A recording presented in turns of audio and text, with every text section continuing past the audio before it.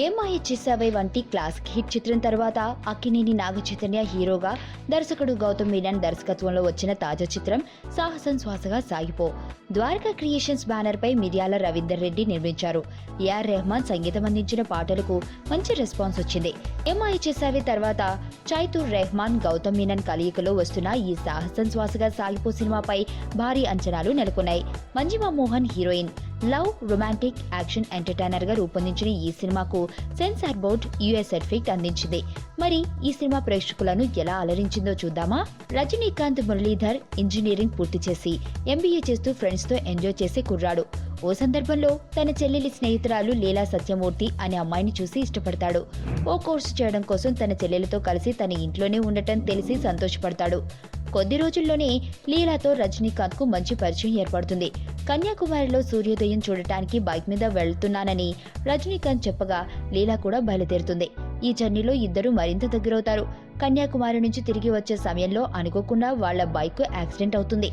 ఆ తర్వాత ఏం జరిగింది? ఈ యాక్సిడెంట్ ఎలా జరిగింది? ఇంతకీ లీలా సత్యమూర్తి ఎవరు? ఈ యాక్సిడెంట్ వెనుకున్న అసలు కథ ఏంటి? లీలా వలన రజనీకాంత్ ఎదుర్కొన్న సమస్యలేంటి అనేది వెండితెర మీద చూసి తెలుసుకోవాల్సిందే. అక్కినేని నాగచైతన్య నటుడిగా మరింత మెరుగయ్యాడని చెప్పుకోవచ్చు. లవ్, రొమాంటిక్ క్యారెక్టర్ లో చైతూ బాగా చేస్తాడనే విషయం అందరికీ తెలిసిందే. ఈ సినిమాలో మరోసారి తన లవర్ బాయ్ క్యారెక్టర్ లో అలరించాడు. ఫస్ట్ హాఫ్ అంతా కూడా సరదాగా లైఫ్ ఎంజాయ్ చేసే కుర్రాడిగా నటిస్తే సెకండ్ హాఫ్ లో మాస్ హీరోగా మారిపోయాడు. యాక్షన్ సీన్లలో అదరగొట్టేశాడు. తనలోని యాక్షన్ ఇమేజ్ ని కూడా చూపించాడు. ఇక హీరోయిన్ మంజిమా మోహన్ తన పాత్రకు పూర్తి న్యాయం చేసింది.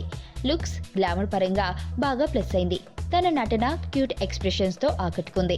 సెకండ్ హాఫ్ లో వచ్చే ఎమోషనల్ సీన్స్ లో కూడా ఆకట్టుకుంది. చైతూ, మంజిమల కెమిస్ట్రీ బాగా వర్కౌట్ అయింది. ఇక చైతూ ఫ్రెండ్ గా నటించిన సతీష్ కృష్ణన్ మంచి నటనను కనబరిచాడు. విలన్ గా బాబా సైకిల్ పర్వాలేదనిపించాడు.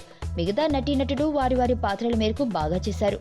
ఫస్ట్ హాఫ్ అంతా కూడా హార్ట్ టచింగ్ లవ్ స్టోరీతో కొనసాగిన సెకండ్ హాఫ్ లో యాక్షన్ థ్రిల్లర్ గా బాగుంది. అయితే ఫస్ట్ హాఫ్ లో వెంటనే పాటలు రావడం కాస్త బోర్ కొడతాయి. విలన్ క్యారెక్టర్ స్ట్రాంగ్ గా లేకపోవడం కాస్త మైనస్ గా చెప్పుకోవచ్చు. కానీ మొత్తంగా చూసుకుంటే ఫ్యామిలీ ఎంటర్టైనర్ అని చెప్పుకోవచ్చు. ముఖ్యంగా యూత్ కు బాగా కనెక్ట్ అవుతుంది.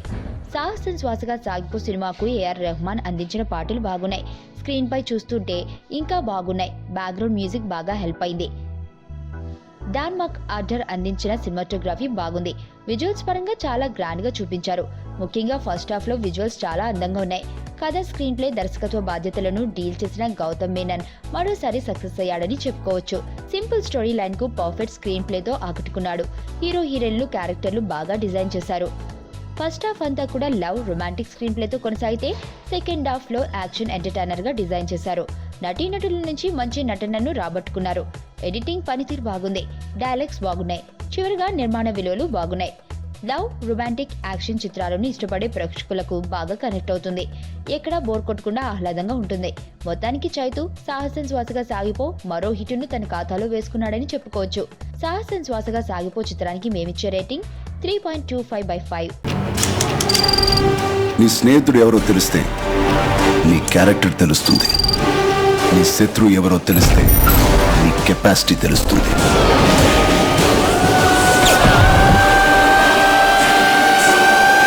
నా శత్రువుని సెలెక్ట్ చేసుకున్నాను.